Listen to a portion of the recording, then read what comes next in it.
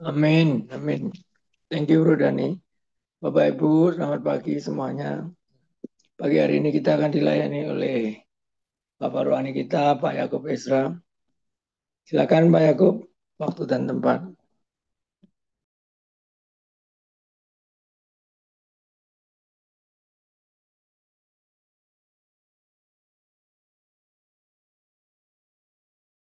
Mic-nya belum terbuka, Pak Yakub.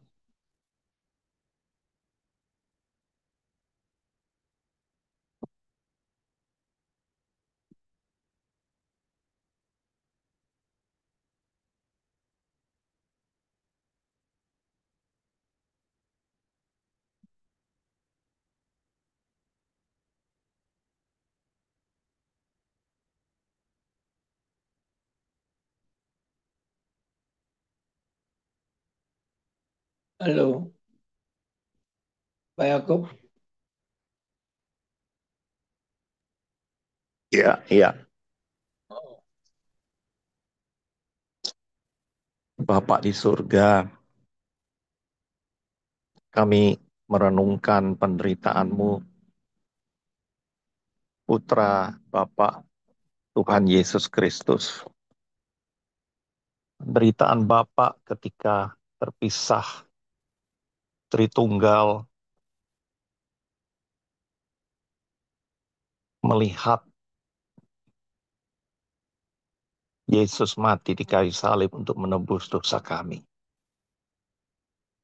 Dan biarlah firman Tuhan pada hari ini merupakan firman yang menguatkan kami, karena memang rohani kami harus kuat, Tuhan. Tubuh kami boleh lemah, tapi rohani kami harus kuat. Lewat pengorbanan-Mu di kayu salib, biarkan setiap kami memperoleh kasih setia-Mu. Kami bersyukur kepada-Mu ya Tuhan. Saudaraku, dalam 1 Tesalonika 5:23 dikatakan, Tuhan menyempurnakan mulai roh kita, kemudian jiwa dan tubuh kita.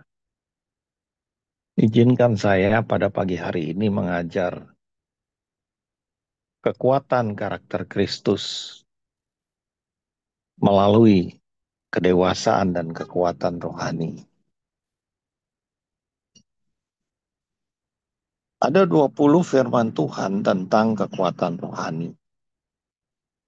Dan biarlah Roh Kudus sendiri yang memberikan penerangan ketika kita membaca firman. Yang pertama di Efesus 6:10. Akhirnya, hendaklah kamu kuat di dalam Tuhan, di dalam kekuatan kuasa-Nya. Kami mau Tuhan menjadi kuat di dalam Engkau Tuhan, di dalam kuasa-Mu yang menyembuhkan kami, yang memulihkan kami. Yang kedua, saudaraku, di 2 Korintus 12 ayat 9-10 tentang kekuatan kerohanian. Tetapi ia berkata kepadaku, cukuplah kasih karuniaku bagimu. Sebab justru dalam kelemahanlah kuasa-Mu menjadi sempurna. Dengan senang hati aku akan bermegah tentang kelemahanku, supaya kuasa Kristus turun menaungi aku. Kita berbicara mengenai Paulus yang bertobat dari Saulus menjadi Paulus, dan dia menderita, tapi dia berkata justru kasih karunia Tuhan itu membuat kelemahan menjadi kekuatan. Kuasa Tuhan itu bekerja lewat kelemahan, menjadi sebuah kesempurnaan.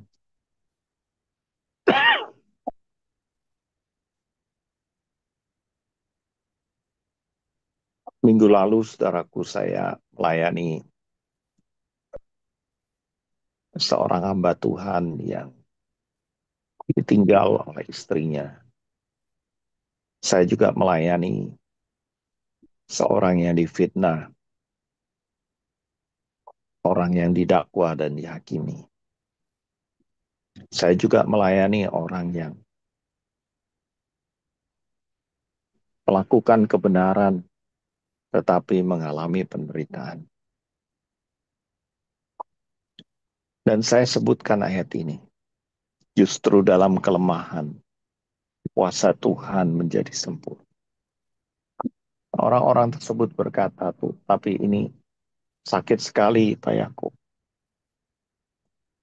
Bahkan seorang yang kontraknya belum ditandatangani dan dia sudah rugi hampir 1 miliar. Bagaimana saya menghadapi ini? Saudaraku, kekuatan rohani berbicara mengenai iman, pengharapan, dan kasih. Dan kasih itu sendiri adalah Tuhan.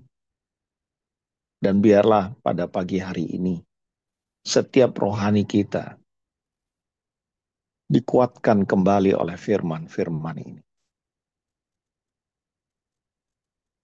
Yang ketiga, Filipi 4 ayat 13, bahwa segala sesuatu dapat kutanggung di dalam Dia yang memberi kekuatan kepadaku.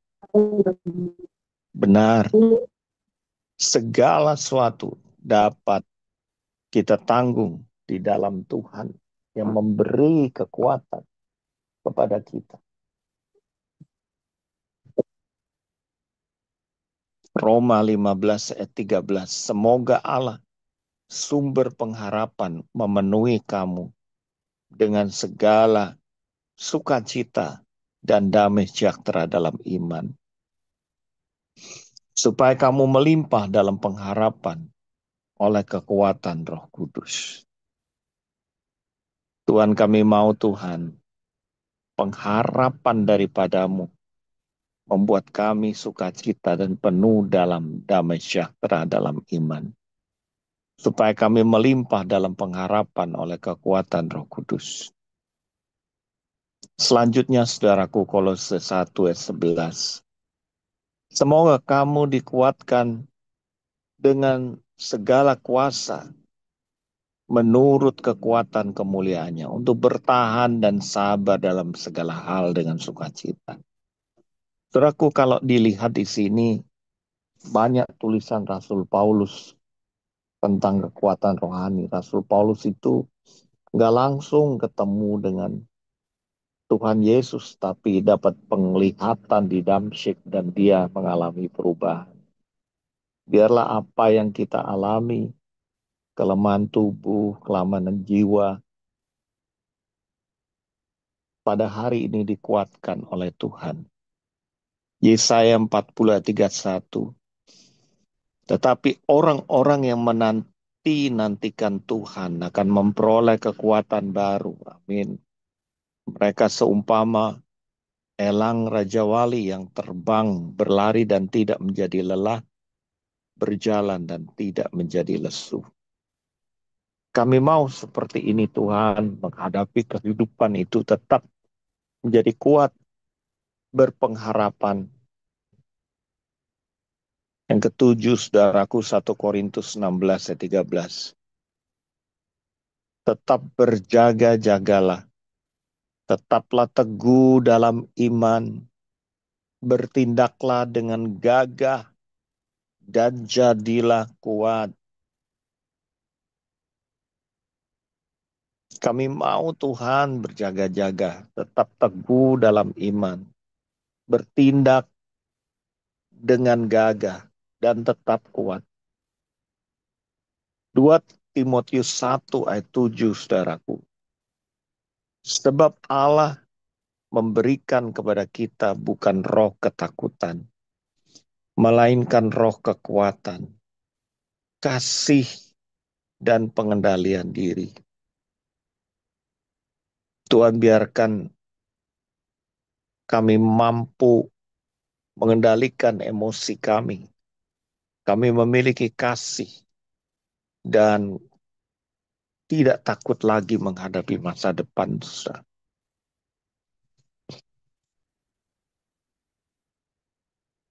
Mazmur 28 ayat 7, Tuhan adalah kekuatanku dan perisaiku. Kepadanya hatiku percaya dan aku mendapat pertolongan. Sebab itu aku bersuka cita dan memuji-muji Dia dengan lagu pujian. Ini bicara mengenai Daud, saudaraku, yang mengalami kekhawatiran, ketakutan karena dikejar-kejar oleh Saul. Tapi dia berkata, Tuhan adalah kekuatanku dan perisaiku. Kepadanya hatiku percaya, dan aku mendapat pertolongan.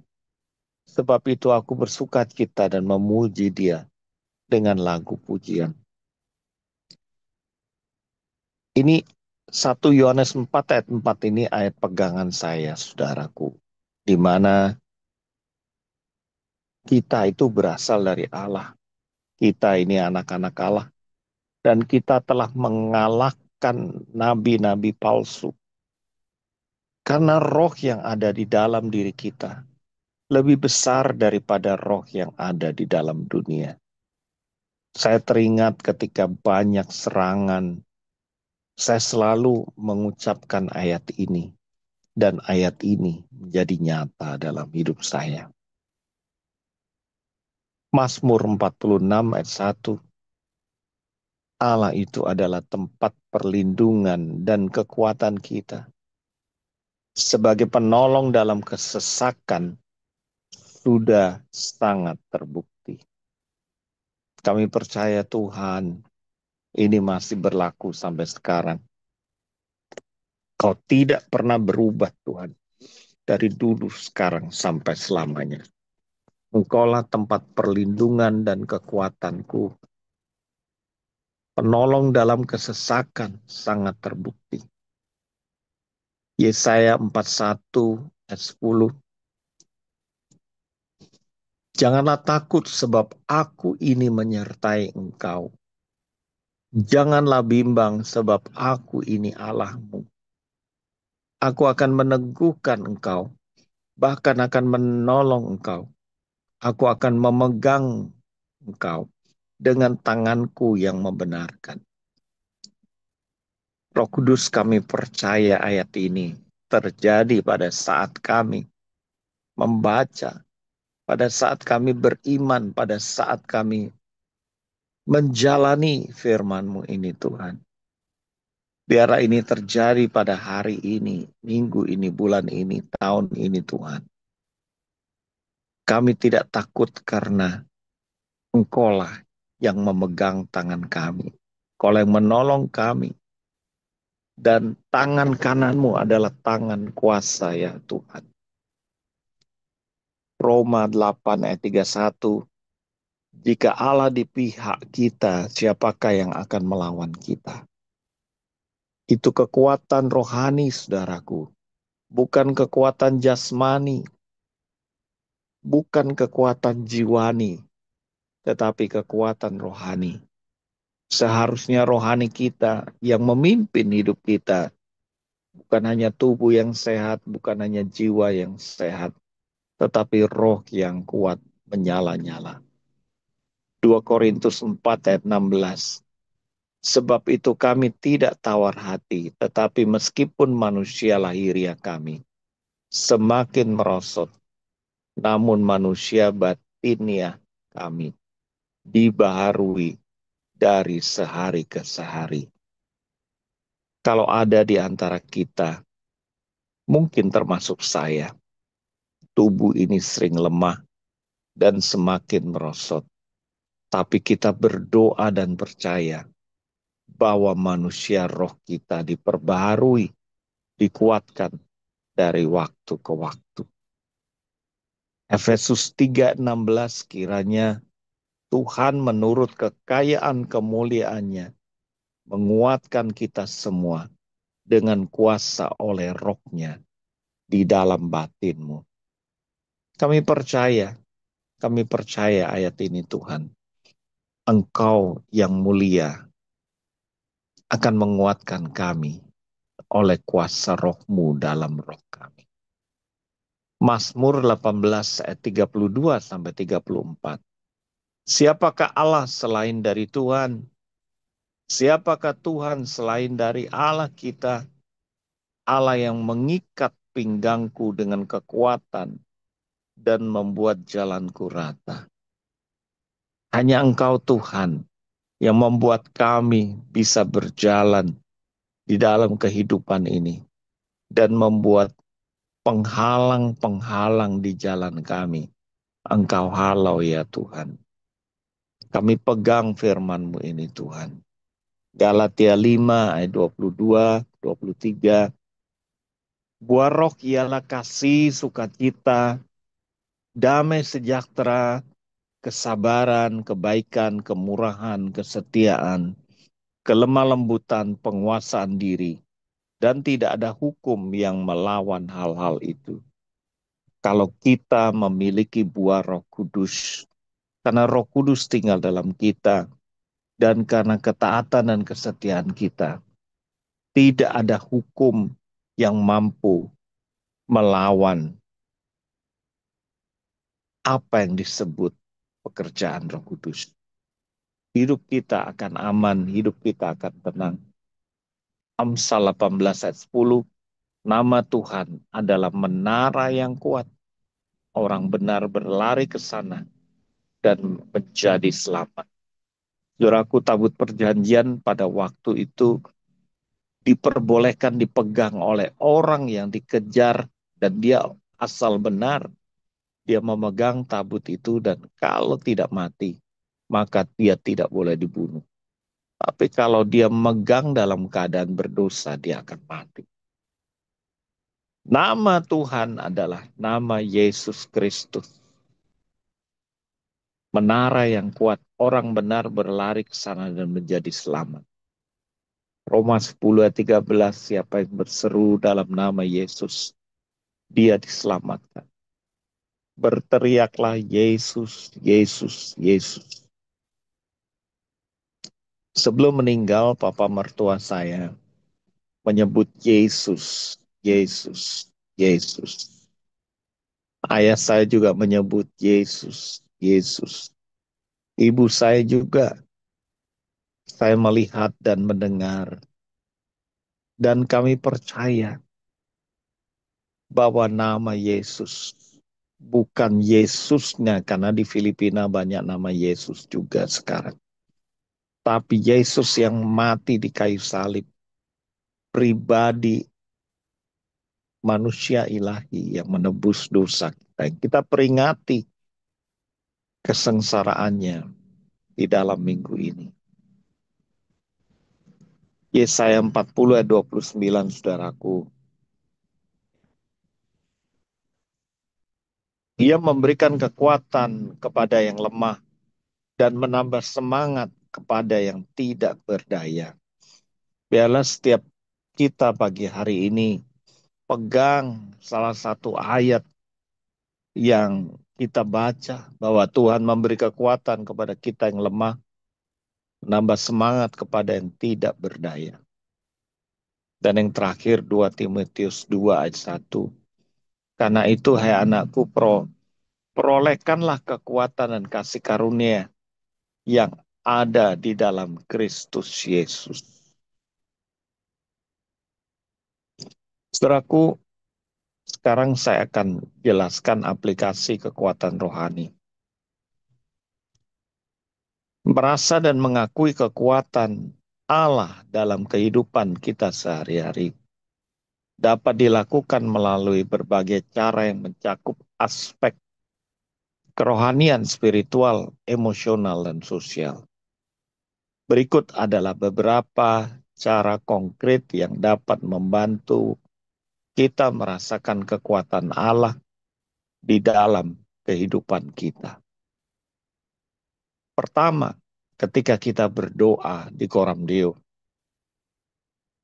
Ketika kita berdoa saat teduh, ketika kita berdoa dalam keseharian kita. Doa tidak berbicara tutup mata dan lipat tangan. Doa berbicara mengenai berhubungan dan berkomunikasi dengan Allah. Kita meluangkan waktu untuk berdoa setiap hari, setiap waktu. Baik pagi maupun malam, ketika kita bekerja pun roh kita tetap connect dengan Tuhan. Dapat mendekatkan kita kepada Allah. Dalam doa, seseorang dapat menyampaikan segala beban keluhannya dan kekhawatirannya sekaligus mendengar suaranya. Saudaraku, kemarin pagi saya saling mendoakan dengan Pak Untung dari Pare. Beliau mendoakan saya mendoakan beliau. Dan kami berdua merasakan hadirat Tuhan. Walaupun kemarin itu saya tidak satu tempat dengan dia. Saya ada di Bandung, dia ada di Pare, tapi kami saling mendoakan itu, menguatkan sekali. Juga ketika Ibu Ria di Malaysia bersama Pak Mardi, kita juga berdoa. Mereka berdoa, kita saling menguatkan. Itu doa yang membuat rohani kita kuat. Karena doa adalah percaya Tuhan itu ada. Doa berkomunikasi dengan Tuhan. Doa, Roh Kudus dan roh kita bersatu. Yang kedua, saudaraku, kita perlu menjurnal, menulis buku harian doa. Saya lakukan itu. Doa saya yang saya mohonkan kemudian dikabulkan. Ketika saya membaca lagi, selalu ada kekuatan baru. Mencatat doa-doa dan jawaban dari Tuhan dapat membantu seseorang melihat bagaimana Allah bekerja dalam hidup kita, yang membuat kita lebih sadar akan kekuatan Tuhan dalam hidup kita. Kemudian bagaimana kekuatan rohani itu bisa dibangun? Dengan membaca dan merenungkan, melakukan dan membagikan firman Tuhan. 4M, saudara. Ya. Meditasi pada ayat-ayat Alkitab.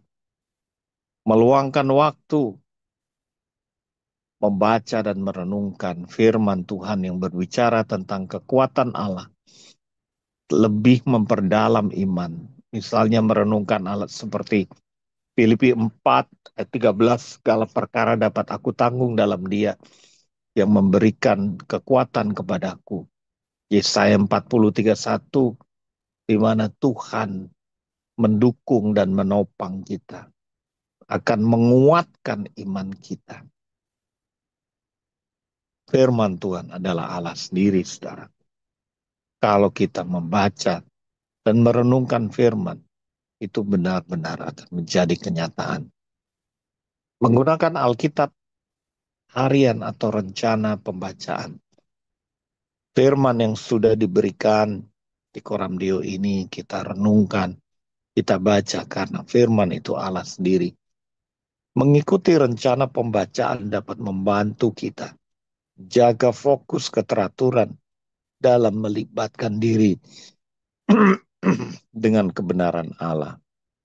Dengan melatih diri jiwa kita dengan disiplin berdoa dan membaca firman.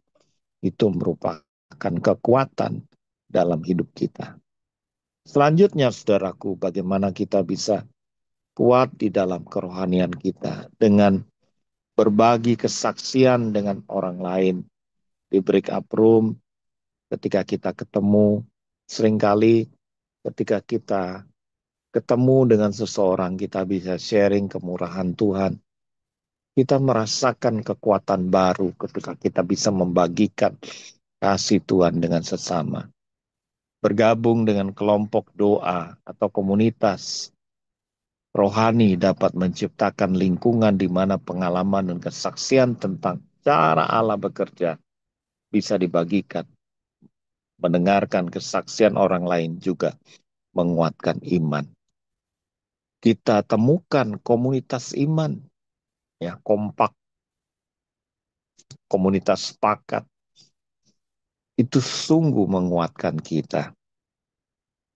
Dan kita bisa menceritakan kisah pribadi kita dalam break up room maupun pertemuan kompak. Berbagi pengalaman pribadi tentang bagaimana Tuhan telah bekerja dalam hidup kita. Dapat memperkuat pengalaman iman baik untuk diri sendiri maupun orang lain, saudaraku.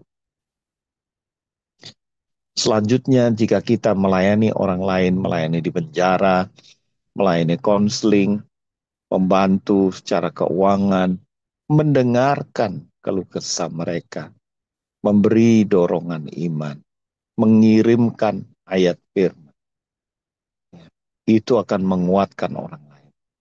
Terlibat juga dalam pelayanan.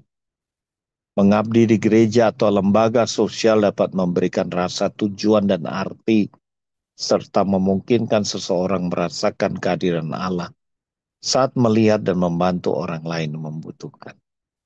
Menjadi sukarelawan, ikut dalam pelayanan, baik dalam konteks pelayanan gereja maupun komunitas, melayani orang-orang sekitar, dapat menjadi saluran untuk merasakan kekuatan kasih Allah melalui tindakan kasih dan kepedulian. Nah, saudaraku, ketika kita mendengarkan musik rohani atau pengajaran firman, itu menguatkan juga. Dalam usia senja saya tidak memiliki banyak kegiatan seperti yang lalu karena kelemahan fisik. Saya sering mendengarkan musik, pujian penyembahan, dan pengajaran firman dari misalnya Pak Bambang Nursena. Dia seorang sejarawan dan seorang apologet. Itu menguatkan saya, saudaraku. Lagu-lagu pujian dan penyembahan dapat mengangkat semangat dan membantu kita merasakan kehadiran Allah secara emosional. Menyimak firman Tuhan dapat memberikan wawasan baru dan penguatan iman. Dengan pengajaran yang sudah kita pernah dengar, kita ulang lagi. Itu menguatkan kita luar biasa. Kita juga bisa bertumbuh dan kuat iman kerohanian kita ketika kita berjalan dalam iman di tengah kesulitan. Iman kita bertumbuh justru menjadi kuat ketika kita tidak punya yang bisa kita andalkan lagi.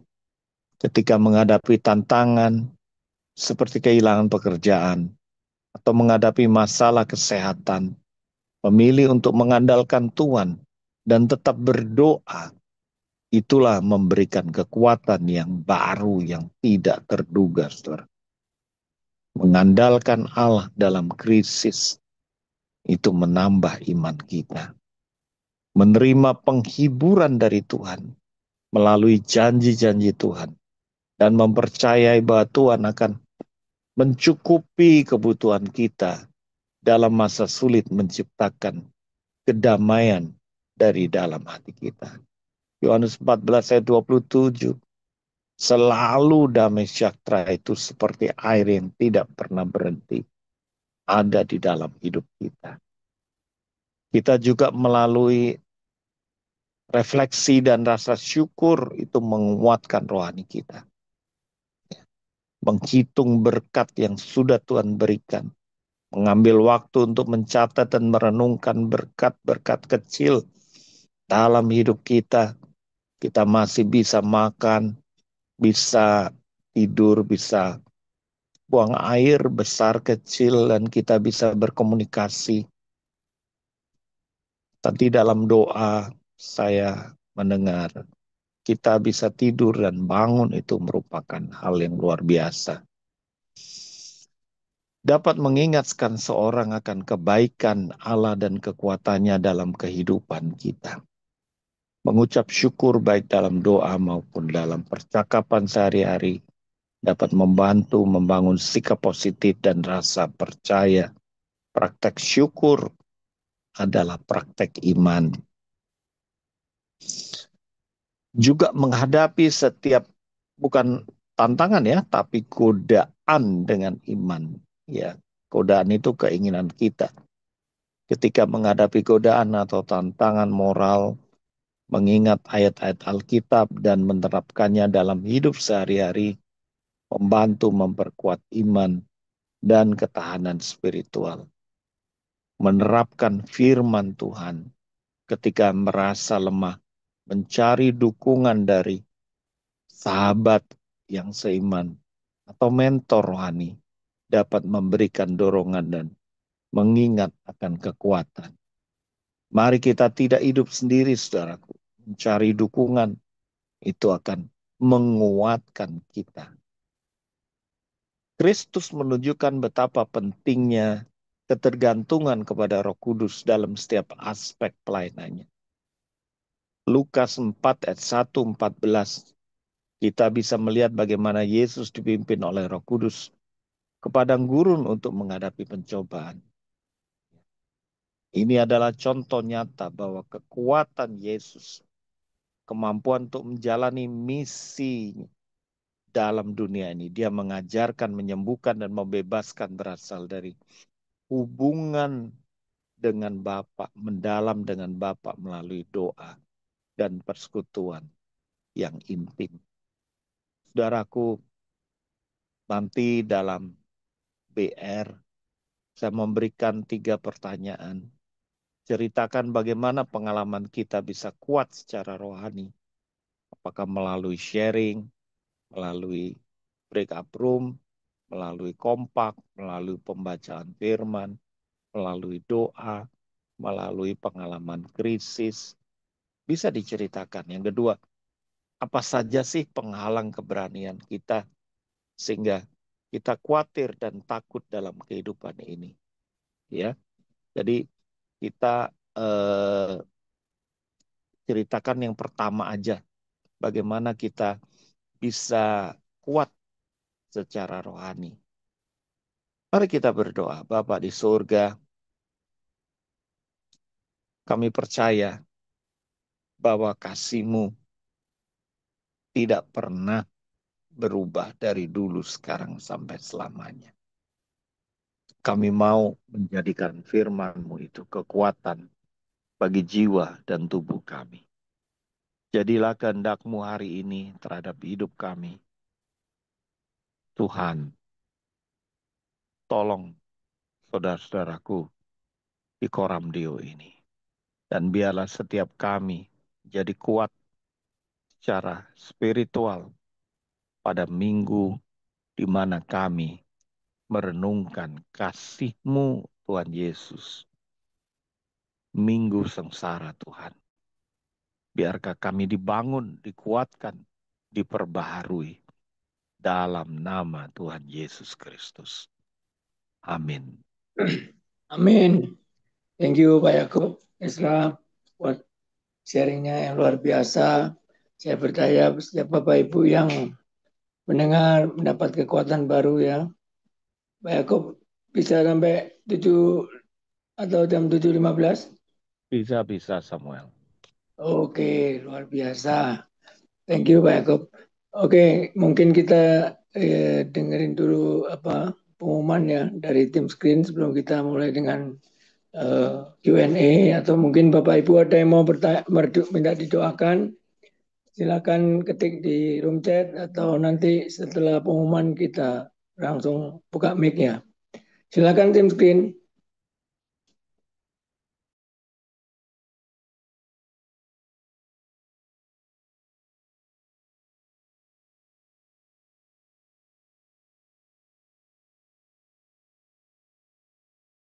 Stroke 2025 Indonesia dan Internasional, konferensi dan pemuritan pria, wanita, anak muda, dan keluarga bersama para pembicara internasional Eddie Leo, Timotius Alivin, Paul Cole, Casey Kasten, Craig Hill memuridkan pria membangun keluarga dan gereja yang kuat. 3 Mei malam ada KKR keluarga juga loh. Mau tahu informasi lebih detail? Silakan klik link pendaftaran berikut ini.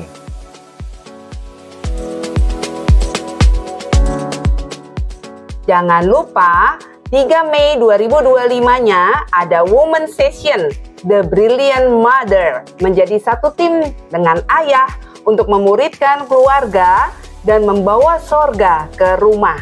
Hanya 200.000 sudah termasuk materi makan siang dan malam bersama pembicara internasional Rose Leo dan Jenny Kasten. Saya hadir bersama istri, suami, dan anak. Bagaimana dengan Anda? Sudah daftar? Silahkan daftar. See you!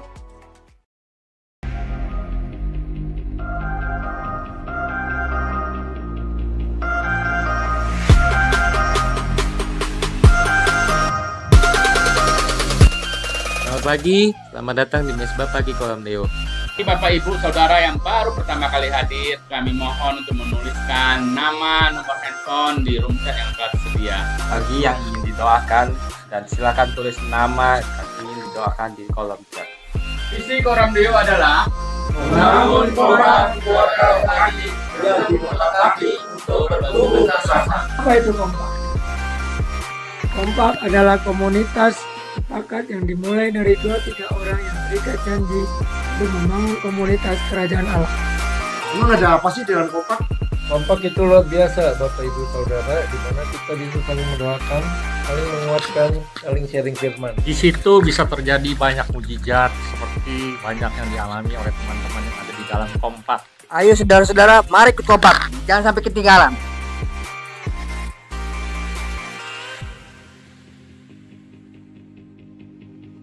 Demikianlah pengumuman hari ini. Tuhan Yesus memberkati kita semua.